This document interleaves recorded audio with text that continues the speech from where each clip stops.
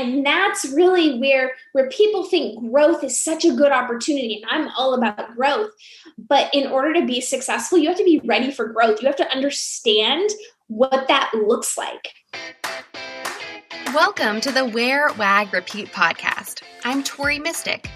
As a dog mom lifestyle expert, blogger, and business owner, I love talking to other women in the pet industry and sharing their advice with you every week. Sit, stay, and listen to the latest episode.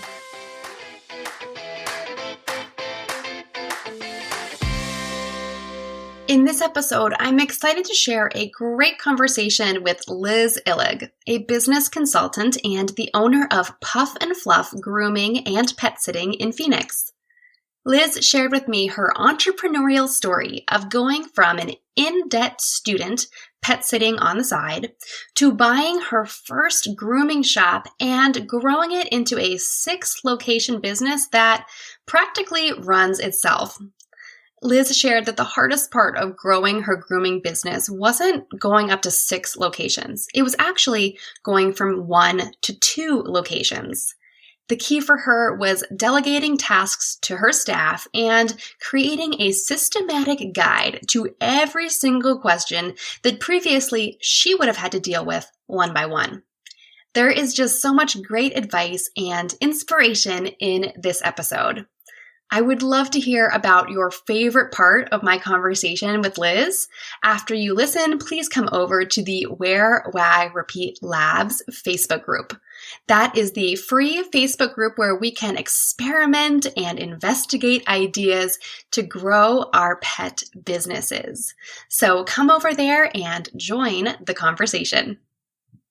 Liz Illg is a Phoenix-based entrepreneur and dog mom to 6 Chihuahuas. She's a multi-industry entrepreneur with brick-and-mortar businesses across Arizona and several online businesses, including her own consulting business and boutique marketing agency. Liz began offering consulting services when business owners continually asked how she grew her pet grooming shops to multiple locations in a short amount of time.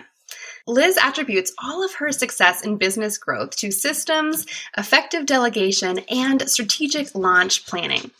With her background in business starting, flipping, and expanding, she's mastered the method of scaling brands with launches that are unique and impactful. Liz provides strategy, implementation, and project management services to brands that want to launch a new idea and scale their profit. Hi, Liz. Hello. Thanks for having me. I'm excited to be here with you. Yeah, I'm so excited to have you on the podcast. I stumbled upon you in my online research and I was like, oh, wow, she's got all these grooming shops. But then I realized you also do business consulting. So you were like the perfect Wear, Wag, Repeat podcast guest. Awesome. So tell us about let's talk about the dog grooming shops, since that kind of sparked the interest for your consulting. How did you get into the dog grooming business to start? Yeah, so I always tell people I had no business looking for a business to buy. I was about $30,000 in debt. This was in 2013. I was working a corporate job. I had a pet sitting business as like literally a hobby. And I started that in 2005. So my entrepreneurial spirit really started thinking about new opportunities in 2005 as I'm putting myself through my undergrad and my master's degree, but I'm also working full time and have this pet sitting gig on the side. And that started growing. And I always joke that I never stayed in my own house. Like I actually had a house and I loved it, but I was never there because I was constantly always pet sitting. So that was growing and I had a few pet sitters working with me. So that was my first like thinking about delegation, right? Of having something, a business, and then being able to delegate and creating a business from that. And as that was going, really successful, I thought I should look into buying a business that is complementary to my pet sitting business that I have. So one day I was looking to find a business that I could buy, and I stumbled across a mom and pop grooming shop in Phoenix. And it was about 450 square feet, one groomer, one bather, serving probably 8 clients a day. And I was like, I should check it out. Like, I want to remind everybody here, I don't know how to groom to this day, but I can train somebody to do it. But I also didn't really even know what the grooming industry was about, because growing up in Iowa, we always had short-haired dogs, so we never took them to the groomer. So I didn't even really understand the grooming industry in 2013 when I thought about getting into it. Once again, I had no business buying a business. I was $60,000 in debt, and I was going to go buy a business. So during my corporate job, I went to 7 banks during my lunch hour for multiple days, and I was asking who would give a business loan. At this time, I didn't realize people were not giving business loans to somebody that had no experience in business, technically. Right. And one business out of 7 said they would give me a line of credit. So I thought, okay, they'll give me a line of credit for as much as I needed minus $4,000. So I needed to find $4,000. I didn't have even $4,000 to my name. So I called my dad and I asked him, I said, hey, I can get a line of credit. I just need $4,000. And then I can make this dream happen. And he's a farmer in Iowa. He's like, I don't think this is a good idea. He's like, it's not because I don't believe in you. I just don't think this is a good idea. Like, you're taking a line of credit at a very high percentage, is 18% interest. So do the math on any kind of money. It's a lot of money that you'd pay on interest every single month. So a few days later, I go out to the mailbox and I find an envelope from my dad, and he wrote me a check for $4,000. And he wrote a little note, and it's from a notepad. And you could see that he ripped like the edge of the notepad and said, pay me back when you're a success. So I had $4,000 in hand, and I had the paperwork in the other hand to sign to buy my first business. So I didn't let like failure or risk or anything like get in the way. I was like, I can do this. I'll put my heart and soul into this. I'll do everything that I've learned up to this point.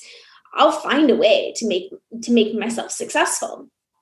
So that's what I did. So 2013, I bought my first grooming shop, and I became the operation of my business. And, I'm 8 years into this. So people look at me and they're like, oh, she probably just grew this. Well, I grew it because I was the operation for the first 3 years. I was that front person. I was the greeter. I was the HR director. I was the technology, the IT director. Like, I was every single role besides being the groomer or bather. And I looked for people in that industry that were the experts in that. So I built the business in 3 years. I started paying down my line of credit. I started paying down my student loans, like all the things to really align myself. And we started being open 5 days a week, 6 days a week, 7 days a week. We were at full max capacity at this time. And, a lot of people are like, well, what was your success? I mean, I hit the ground running with marketing, with my client experience. I put myself out there in such a different way than a lot of other grooming industries did in 2013. I also had a very shabby chic look. Just all of these things that I really made this like a boutique. I hosted community events. I mean, I was like doing everything I possibly could to be a success. And so finally the word was on the street that, hey, this grooming shop is pretty successful. Maybe she would buy another one. So I had another local groomer ask me to buy the grooming shop. And that's when I tell people my nightmare actually occurred, when I bought the second shop. Oh no, this is not the turn I thought the story was going to take. Exactly. And that's really where people think growth is such a good opportunity. And I'm all about growth. But in order to be successful, you have to be ready for growth. You have to understand what that looks like. So one day I'm driving from my first shop to my second storefront. My manager at my first shop and my second shop call me at the exact same time with the exact same question. And at that very moment in time, I knew I could not be in two places at the same time. And I had failed people in thinking that they could run my operations without any guidance from me. No, no, no, no, no. So I had to look at this and say, this is a nightmare. What I created is going to like literally tumble into pieces, my investment, my hard work. And I literally took matters into my own hands that day. And I said, okay, we resolved the issue that was at hand that both people had at both storefronts. And I said, I'm going to take 1 year. This was 2016. I'm going to take 1 year and I'm going to write down every single question that somebody within my organization asked me on paper, and I'm going to answer it. Little did I know I was creating myself a standard operating procedure for how my business should be run based on the core foundation elements that I created the first 3 years with all the expertise in the areas that I had excelled in. So within 1 year, I was like, I had this like playbook. I had this online platform where it was like Google your business for Puff and Fluff. And that's my business name. So at any time, every employee within my organization could ask this platform a question and they would get the step-by-step process of how to solve their own problem they were having. And they no longer needed Liz.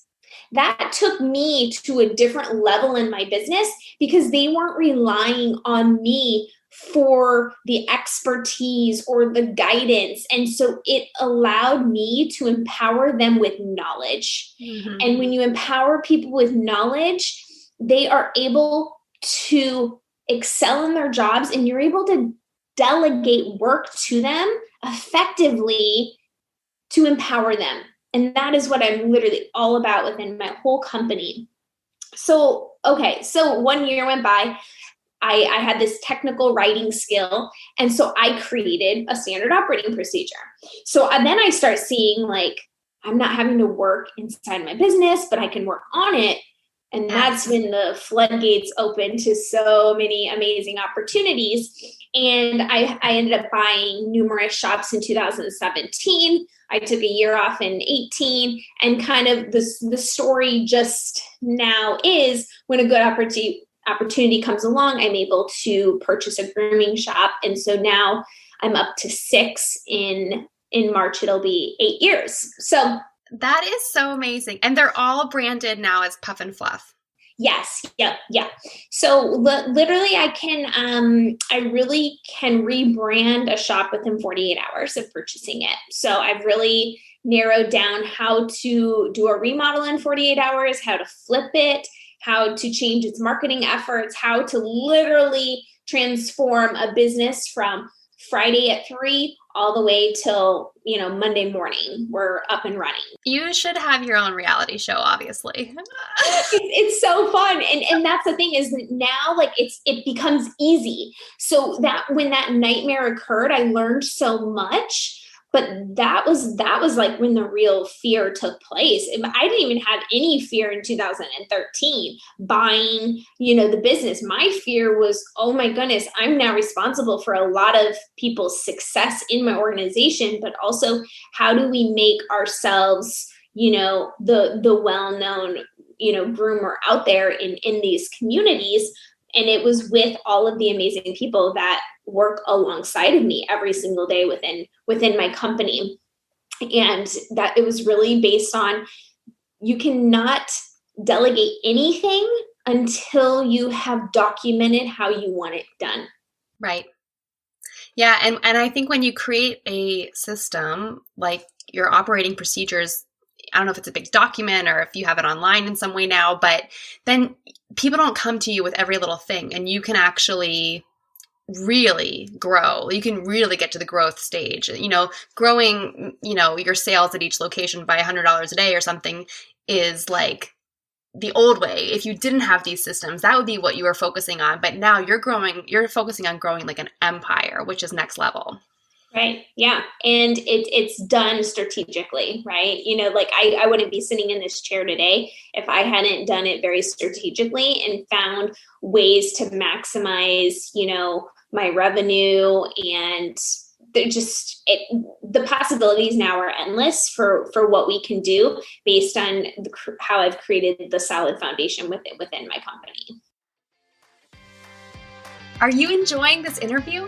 If you'd like to continue talking about dogs and business with the added support of a like-minded community, get on the waitlist for Wear, Wag, Repeat Society.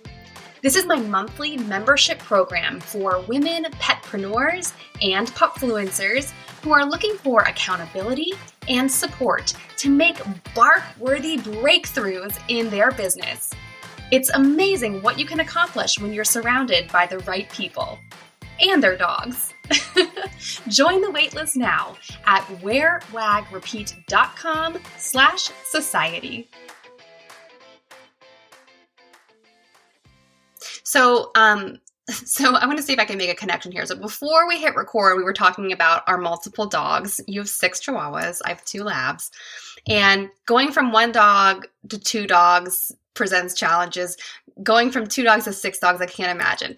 So as you were growing all of these locations, now you have 6 locations now. So you have 6 dogs also. What's the hardest part? Was it going from 1 to 2, or was it going from 2 to 6 locations? 1 to 2. Mm-hmm.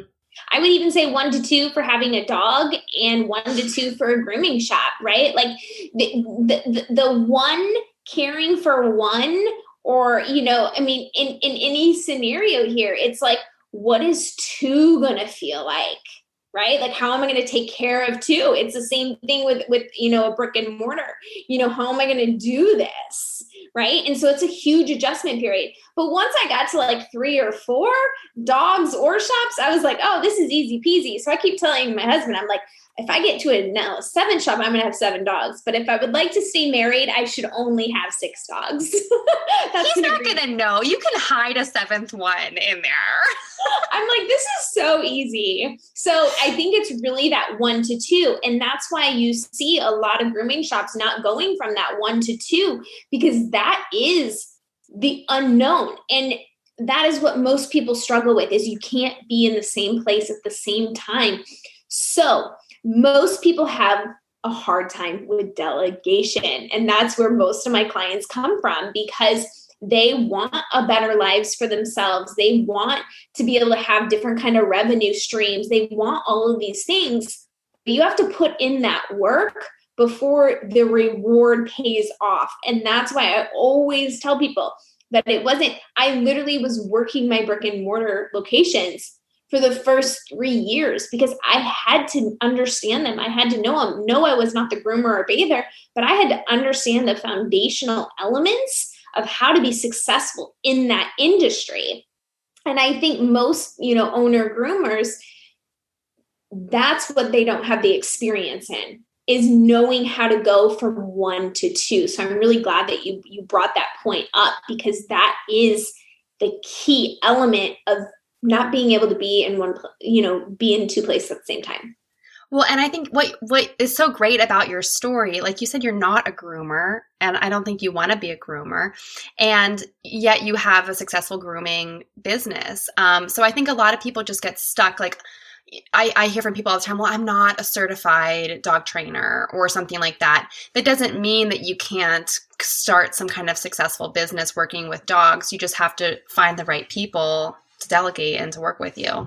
Mm-hmm. Yeah. And I think, you have to find that secret sauce of your business. Like, why are you successful? There's competitors around us every single day, but how are you unique, and how can you position yourself correctly? And that's where, within my consulting business now, that's where I help people is knowing, yes, there's competition everywhere, but don't settle on something, or don't not do something because of that. Like, we're all unique in such an amazing way that people do business with my grooming shops for different reasons and they might go to somebody else, right? I mean, it's, we're not for everybody, right? And that's a beautiful actual thing to be able to say we're not for everybody. And that's okay, because there's so much love that we can spread through numerous different grooming shops. That's why I look at grooming shops and I'm like, okay, yeah, they might be, in my parking lot, but I'm different than them because of this. And my customers or my potential customers will see that and do business with either or. Right. So since you kind of, have this whole approach about all of us having unique offering, and it seems like you like to keep your finger on the pulse of what's going on, is there anything that you're really excited about in the pet space for 2021 or the next couple of years, or maybe just specifically in the grooming space? What do you see on the horizon that's exciting? For the grooming space, I definitely see, a lot of creative grooming, right? That's coming out more and more. People are seeing TikTok videos, YouTube videos of how they could have their pet look. It makes me wish I had a light colored dog, because I would be all over that. Right. Yeah. And it's so, so fun. But I also think too that what I do see changing now and will continue to evolve is your client experience. Because when I even bought in 2013, every shop I bought since has had loyal clients, but they didn't do any extra for their clients. And I'm all about, how is my client going to feel? How can I nurture that relationship more? And so really honing in on how you can serve your clients through a nurturing aspect. And I think more and more businesses are starting to do that. But sometimes we think, oh, they came to us once, they're going to come to us again. That is not guaranteed in the grooming industry at all. There are people that hop groom shop to groom shop to groom shop. And so, for anybody that's in any industry, look at your client experience and see what that looks like and see how you can make people feel a part of your brand, because that is something that most people don't think about. Yeah, I think that's such a great point, and especially nowadays when we can't do as many things in person and you can't really linger and hang out in person. It's important to figure out how you can go above and beyond in more creative ways, whether it's, sending more emails or, reaching out personally or texting people. There's so many things you can do, but you have to be creative. Yeah. And that's where, some, in the grooming world, people are being creative when they're grooming the animals. They're not thinking about the creative business side of how you can be creative. And so those are two different things. Yeah. Well, and I think that just ties it all together, with what you first were talking about, is we really can't expect all of us to specialize in everything. You have people who are expert groomers, but then you have people who are business experts. So maybe those of us who are working with dogs need to kind of find someone to work with who, has more expertise in the business and marketing, or customer relations side of things. Because we can't be everything to everyone. For sure. And that's where, my biggest shift was in this story, is that the moment I stepped out of my daily operations, working in my business, I could start working on it. And I have become the visionary in all of my businesses for looking at it from a high level to see what other opportunities are out there and how to build that solid foundation so other people can assist you and run basically most of my companies for me. And I get to, help educate and public speak and, do the things that I truly love to do. And that's where a lot of business owners, we just do the daily grind, right? This is what we were called to do. But is that what you're called to do? Are you an amazing groomer? Great. Why don't you use your skills to teach other people or become a master groomer? There's so many ways to excel in our careers the possibilities are truly endless, when sometimes we just feel so stuck in the rut because we've done something for so long and we think we can just do it another 5 or 10 years. But what I encourage my clients to do is look outside of the box and say, we are all the experts in something. I guarantee it. We all have an expertise, and we need to share that with the world, and not enough of us do. Yeah, I totally agree with you. Everyone has so much to share, and there's plenty of little niches and corners for everyone to do their thing. Okay, so now I want to talk about your dogs. You mentioned that you grew up on a farm, and I'm sure you didn't have Chihuahuas there. So how did you become a obsessed Chihuahua mom? Yeah, well, so it's funny. I did not have Chihuahuas. I had a Jack Russell Terrier. And in 1995, I begged my mom. My parents were divorced. And so I begged my mom. I said, I just want a dog so bad. I lived in Iowa. And in 1995, my grandparents brought a little Jack Russell Terrier for the holidays. And I got my first dog. And I just wanted the dog so bad. I finally had gotten the dog. And it's interesting in my whole story, because in 1995, I was 9 years old, and my family, we didn't have a ton of money. So we didn't travel many places, but we did travel to Phoenix, Arizona. So I named my first dog in 1995 Phoenix, because I knew I was going to move to Phoenix someday. So at that very moment in time, I look at my whole story of my entrepreneurial life. I did invention convention. I created a he can eat the dish dog bowl right after I got my first dog. So I've just always had a passion for pets. Like, the nurturing spirit of them and being able to care for them. And so I've just always loved animals. And so when I came out to college to Phoenix in 2005, I wanted to have my own pet. So I did all the research, and I lived in an apartment. So I ended up getting my first Chihuahua. Her name was Rosie.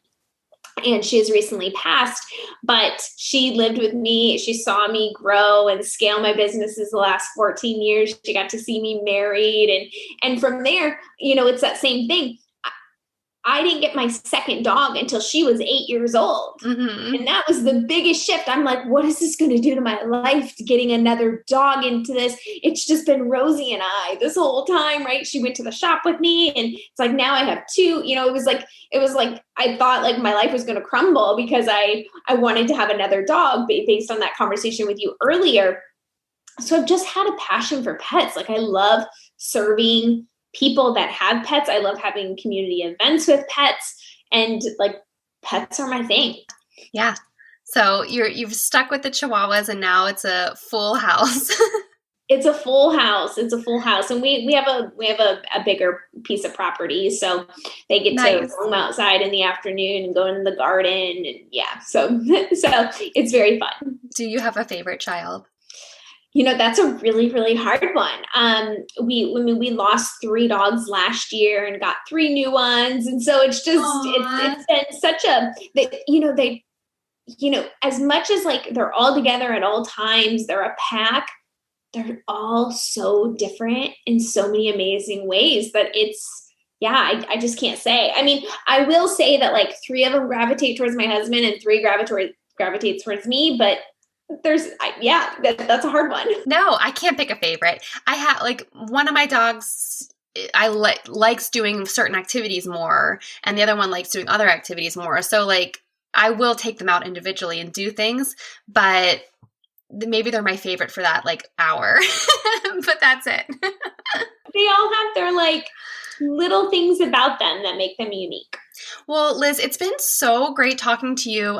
If anyone would like to learn about all the things that you do, or maybe working with you through your business consulting services, how can they find you online? Yeah, so I live on Instagram. My handle is Liz, L-I-Z, my last name, I-L-L-G, and then my consulting business is lizillig.com. Awesome. Well, thank you so much for your time and for sharing your story with us today. Thanks for having me. What did you like most about this episode? Find me on Instagram at TMystic and let me know what intrigued you or what questions you have about starting or growing your own dog-inspired business. You can also screenshot this episode and tag me in your stories. I love to see who is listening out there. Some of the best conversations happen after the episode, right? So track me down over on Instagram or join the Wear, Wag, Repeat Labs Facebook group to connect with other dog-obsessed entrepreneurs. And as always, you can find all the links and resources discussed in this episode at wearwagrepeat.com/podcast. See you back here next week.